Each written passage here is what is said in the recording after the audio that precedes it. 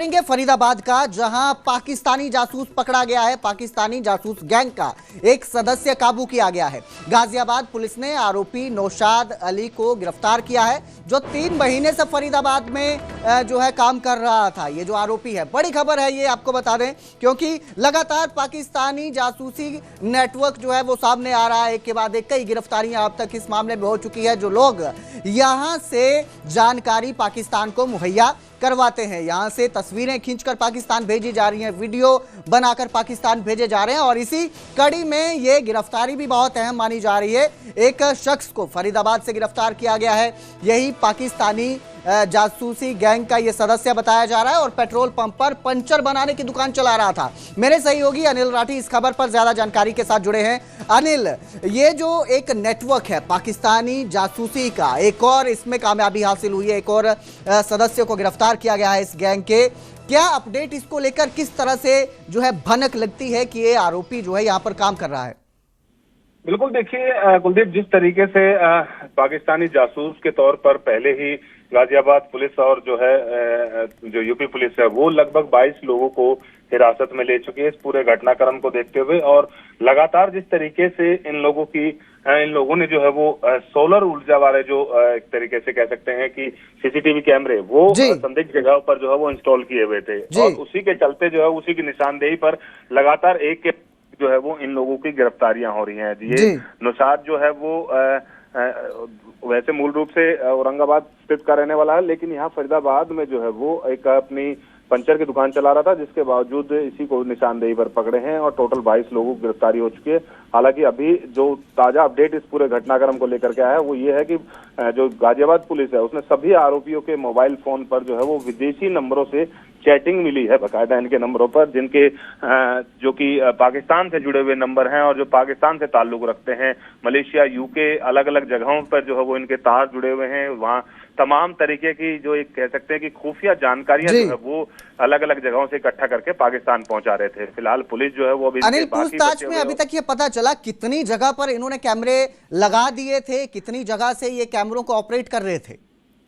जी देखिए, फिलहाल अभी जो है वो लगभग दर्जनों ऐसी जगहें निकल करके आई हैं जहां पर कि जिस तरीके से 22 लोग जो अलग अलग जगह से गिरफ्तार किए हैं पुलिस ने, और वो हर जगह ही उनको एक दायित्व दिया गया था कि इस इलाके तक की दायरा जो है वो आपका रहेगा, आप यहाँ पे जो है वो कैमरे लगाइए, और उसकी जो तमाम जानकारी है और उसकी जो देखरेख है, यानी कि कैमरे की जो देखरेख होती है कि किस तरीके की इसमें कोई दिक्कत ना हो, ठीक से ऑपरेट हो रहे हो, वो चीजें जो है वो आप लोगों को करनी है। और उससे तमाम जुड़ा हुआ जो डाटा है वो आपको इस ग्रुप के माध्यम से, एक बकायदा इन्होंने ग्रुप बनाया हुआ था जो कि पाकिस्तान से ऑपरेट हो रहा था, और उस ग्रुप के माध्यम से जो है वो अपलोड करना था। उसी के हिसाब से जो है वो इन लोगों को 5 से 6 हजार रुपए प्रति वीडियो या प्रति फोटो के हिसाब से जो है वो दिया जाता था। चलिए ठीक है अनिल, लेकिन सवाल ये भी है कि ये जो शख्स गिरफ्तार किया गया है, 3 महीने से पंचर की दुकान पर काम कर रहा था, ये रहने वाला कहाँ है? इसको लेकर कोई जानकारी सामने आई? जी देखिए, फिलहाल जिस तरीके से मैं बता रहा हूँ कि मूल रूप से जो है वो ये हापुड़ का रहने वाला था, और लेकिन जिस तरीके से लगातार इसकी गिरफ्तारी हुई है, ये फिलहाल पिछले 3 महीने से फरीदाबाद के ही नचोली गांव में एक पेट्रोल पंप है, वहां पर ये काम कर रहा था, और उसी पेट्रोल पंप पर ही एक दुकान, एक मतलब कमरा बना हुआ है, उसी कमरे के अंदर ये रहता था, और इसके तार जो है वो इन लोगों के साथ जुड़े हुए थे। तो इसके कम्युनिकेशन किस तरह से कर रहे थे ये लोग आपस में कैमरे लगाने को लेकर? जी देखिए, कम्युनिकेशन के लिए जिस तरीके से मैं बता रहा हूँ कि इन्होंने एक ग्रुप बनाए हुए थे, बकायदा उस ग्रुप के माध्यम से जो है वो ये तमाम लोग जो है वो जुड़े हुए थे, और उसी ग्रुप के माध्यम से जो है वो ये लोग सारी गतिविधि को अंजाम दे रहे थे। जी ठीक है, बिल्कुल, बहुत बहुत शुक्रिया इस तमाम जानकारी के लिए अनिल। तो फिलहाल बड़ी गिरफ्तारी इसे देखा जा रहा है, क्योंकि जो नेटवर्क जासूसी का फैला हुआ है उसमें लगातार एक के बाद एक गिरफ्तारियां की जा रही हैं।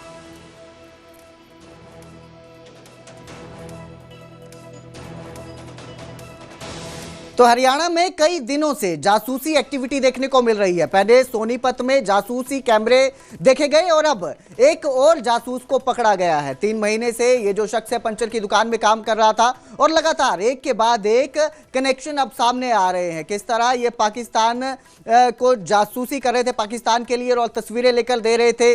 सोनीपत का जो कनेक्शन है ये भी जुड़ता नजर आ रहा है, क्योंकि 2 तस्वीरें आपकी स्क्रीन पर हैं सोनीपत की, जहां पर जो कैमरा है सोलर ऑपरेटिंग सीसीटीवी कैमरा था जो सोलर एनर्जी से चल रहा था और इसकी फुटेज सीधा पाकिस्तान पहुंच रही थी। वहीं फरीदाबाद में जासूस को पकड़ा गया है और ये जो कनेक्शन है ये जुड़ता नजर आ रहा है, क्योंकि इन्हें एक टास्क मिला था अलग अलग जगहों पर इन कैमरों को इंस्टॉल करने का, ताकि ये कैमरे इंस्टॉल करें और इसके जरिए नजर रखी जा रही थी हर तरह की गतिविधि, जो भी यहां से चीजें गुजरती हैं, ट्रक गुजरते हैं, चाहे वो फिर आम लोगों की हो या फिर जो सेना सुरक्षा बल के वाहन है यहां से गुजरते हैं, इसको लेकर भी नजर रखी जा रही थी। तो फरीदाबाद में ये जासूस पकड़ा गया है और कनेक्शन जुड़ता आ रहा है सोनीपत में जो कैमरा मिला था, जो सोलर ऑपरेटिंग कैमरा मिला था जिससे नजर रखी जा रही थी, सीसीटीवी फुटेज जो है ये सीधा पाकिस्तान पहुंच रही थी और बड़े गिरफ्तारी के रूप में इसे देखा जा रहा है, क्योंकि अब एक के बाद एक और भी इसमें खुलासे होने की संभावना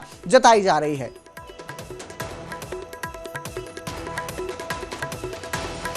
तो वहीं हरियाणा कांग्रेस के विधायक से बेटे ने रिश्ता तोड़ दिया। बात तब से शुरू हुई जब से राज्यसभा चुनाव में क्रॉस वोटिंग को लेकर यह घमासान मचा और उसको लेकर ही अब बेटे ने पिता से रिश्ता तोड़ दिया है। राज्यसभा चुनाव में क्रॉस वोटिंग करने को लेकर मोहम्मद इस्राइल के बेटे उनसे अलग हो गए और उन्होंने सीधा कहा कि मेरे पिता से अब कोई रिश्ता नहीं है मेरा।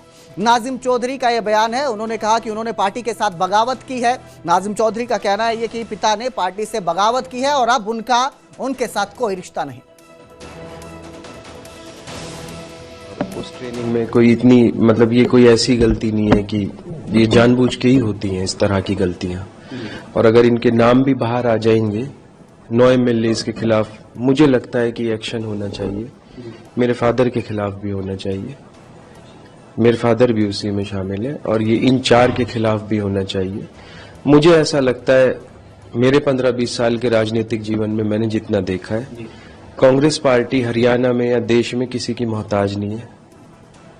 अगर इनके खिलाफ एक्शन हो जाएगा, हर जगह कांग्रेस पार्टी के पास विकल्प बैठा हुआ है, कहीं कांग्रेस पार्टी कमजोर नहीं है, और अगर इसमें कोई और लीडर शामिल है, कोई बड़े लीडर शामिल है, तो उनके खिलाफ भी एक्शन होना चाहिए। अब बिल्कुल अति हो चुकी है, ये तीसरी बार हो रहा है ऐसा। तो ऐसा नहीं है कि कांग्रेस के पास बड़े लीडरों के भी विकल्प हैं, छोटे लीडरों के भी विकल्प हैं। आज से पहले भी कांग्रेस पार्टी को लोग छोड़कर गए हैं, बहुत बड़े बड़े लोग छोड़कर गए, आपको पता है। ज्योतिरादित्य सिंधिया गए, गुलाम नबी आजाद गए, क्या कांग्रेस पे कोई फर्क पड़ा? मैं खफा हूँ, खफा ही नहीं बल्कि अब तो खफा वाली स्टेज तो निकल चुकी है। मैं आपके माध्यम से ये बात क्लियर कर देना चाहता हूँ कि आज के बाद से मैं इस बात को अनाउंस कर रहा हूँ कि मेरे फादर से कोई रिश्ते नहीं है, ना ही आगे जीवन में होने वाले हैं, और अब आगे आने वाले समय का नहीं पता, आने वाले समय में क्या होगा, लेकिन मेरे उनसे रिश्ते तो नहीं रहेंगे। और इस काम में मेरे परिवार से एक और आदमी शामिल है, मेरे चाचा DSP MS खान, ना ही उनसे मेरे कोई रिश्ते रहेंगे।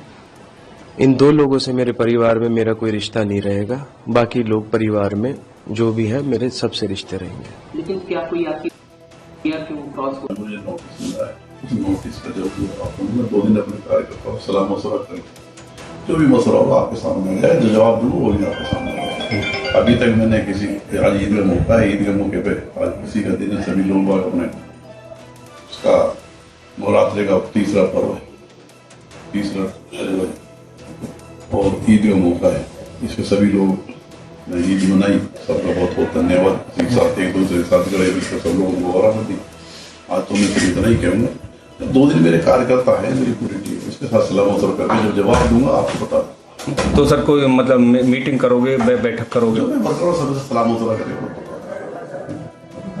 जवाब दूंगा तो अपना पक्ष जब रखूंगा, अपने वर्कर से सलाह मशवरा करके रखूंगा।